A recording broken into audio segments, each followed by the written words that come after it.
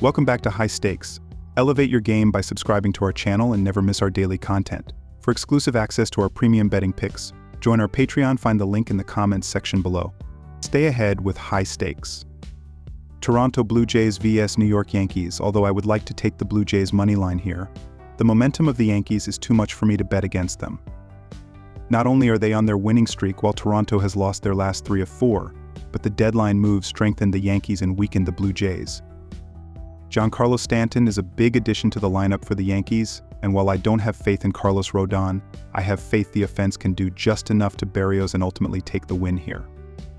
The Blue Jays also have one of the worst bullpens in the league right now in terms of bullpen era, so the Yankees could add some insurance runs in the later stage of the game to cover the spread as well. Take New York Yankees minus 1.5 runs. Both pitchers have struggled recently and neither can be trusted at this point to have a quality start. Even if one of them do, I expect at least one to falter against the opposing lineup. When these two teams meet, the over is almost always hit, with 8 of their last 10 meetings resulting in the over being hit. With Giancarlo Stanton back in the lineup, it almost seems as though the Yankees acquired another power bat to help Soto and Judge, making that lineup even more formidable. The winning team has scored 9 runs or more in their last 4 meetings, and Rodon has not done well in his last 2 starts against the Blue Jays, going only 9 innings combined and giving up 11 runs. My total pick is over 9 runs. Milwaukee Brewers vs Washington Nationals. Savale has pitched effectively recently, producing a 3.38 ERA in his prior 3 starts. The Nationals have won 3 of their previous 4 matchups with the Brewers, including 2 of 3 in Milwaukee last month.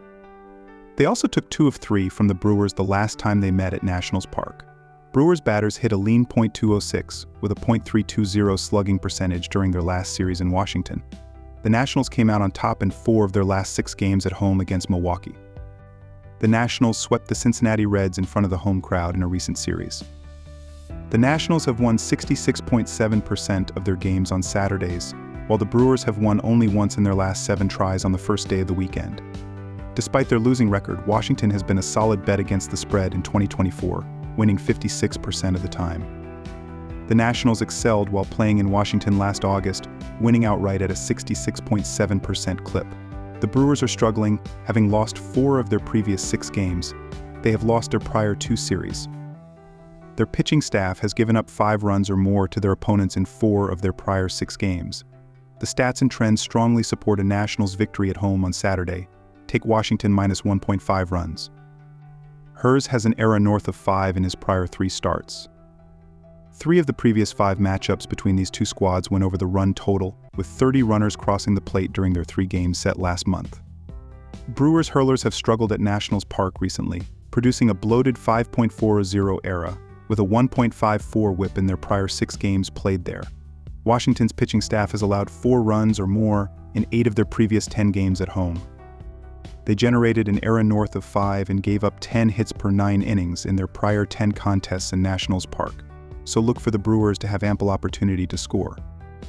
Washington's pitching staff ranks in the bottom half of the league in multiple key categories, including 24th in ERA with 4.38, and they also have their issues while pitching in front of the home crowd, ranking 21st in WHIP. Milwaukee has an elite offensive in 2024, ranking in the top 5 in batting average and OBP, in the top 10 in slugging percentage, so they have the tools to score quickly in bunches. Washington has gone over the run total in 3 straight contests. Most signs point to a higher scoring affair in the second game of the series in Washington on Saturday. Arizona Diamondbacks vs Pittsburgh Pirates. The Diamondbacks are on fire right now, winning 8 of their last 9 games. As much as I'd like to take a flyer on them in this game, I just can't get there with Jordan Montgomery taking the ball. I keep expecting the left-handed veteran to bounce back, but he continues to let me down. Eventually, you have to take his 6.51 ERA at surface level and start to fade him. Give me the Pirates as short moneyline favorites minus 118. Furthermore, the Pirates will be sending one of their best pitchers to the bump in Mitch Keller. The right-hander has been overshadowed by Paul Skeens, but make no mistake, this guy is the real deal. He just carved up the Diamondbacks last weekend, limiting them to 2 earned runs over 7.0 innings. The Pirates are now 4-0 in Keller's last 4 outings. I think Keller's going to keep his team in a position to win. However, there's simply no denying that Arizona's offense is on the warpath right now. Over the last 14 days, they're third in ERC 137, WOBA .366, and ISO .224. This offense is on fire. Even in the head-to-head game that Keller pitched against the Dax last weekend, it still finished with 11 runs. And that helps me transition to the real issue with these teams, the bullpens. Colin Holderman has blown 2 straight games for Pittsburgh, and Arizona is still having issues finding saves with Paul Swald struggling. Overall, the Pirates are 23rd in bullpen ERA 4.28, while the Diamondbacks are 21st 4.25. Both offenses should have opportunities to score all throughout the game. I'm playing the over. Chicago White Sox vs Minnesota Twins. This game pits the worst team in baseball versus a possible playoff team. The Twins will win this game easily because of Chicago's lack of any offense. Minnesota is also starting Bailey Ober, who is coming off of an 8-inning outing where he dominated the Tigers. Ober had a 2.00 ERA in the 4 games that pitched in July. He's in some really good form and should fan many batters for the White Sox that have a .2000 batting average since the All-Star break. The Twins have won 10 out of the 11 games against Chicago this season. Minnesota's .271 batting average versus the White Sox will showcase their strength in hitting on Saturday once again. Take Chicago White Sox minus 1.5 runs. The White Sox can't hit the long ball, and frankly they can't get on base. They are hitting .211 in their 11 meetings against the Twins. They are not going to score more than 2 runs in this game against a capable pitcher in Minnesota's Bailey Ober. The Twins' offense is very solid, but I don't see them exploding for more than 7 runs once again. I think this will be an easy win for Minnesota, but it will be on the lower end of scoring. Take the under 8.5 runs on Saturday. San Francisco Giants vs Cincinnati Reds. Kyle Harrison is expected to start for the Giants, and he has been good recently. He has allowed 1 earned run or less in 3 straight in 4 of his last 5 starts. Harrison has allowed 0 home runs in 3 straight starts. The Reds have been average to poor on offense this season. They are around the middle of the league in runs, home runs, RBIs, walks, SLG, and OPS. The Reds are in the bottom 10 in the league in hits, strikeouts, batting average, and OBP. San Francisco has been decent on offense this season.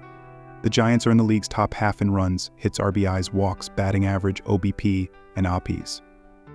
With Harrison on the mound, the Giants will win this contest. Take the Giants on the money line. Hunter Greene is expected to start for the Reds, and he has been good this year. On the season, he has a record of 7-4 with a 2.97 ERA, 1.05 WHIP, and a 138/49 KBB ratio in 21 starts this season. Opposing batters are hitting .188 off Greene. Kyle Harrison is expected to start for the Giants, and he has been sharp recently. He has allowed 1 earned run or less in 3 straight in 4 of his last 5 starts. Harrison has allowed 0 home runs in 3 consecutive starts. With Greene and Harrison expected on the mound, this will be a lower scoring contest and the under will hit. Take the under 9 runs.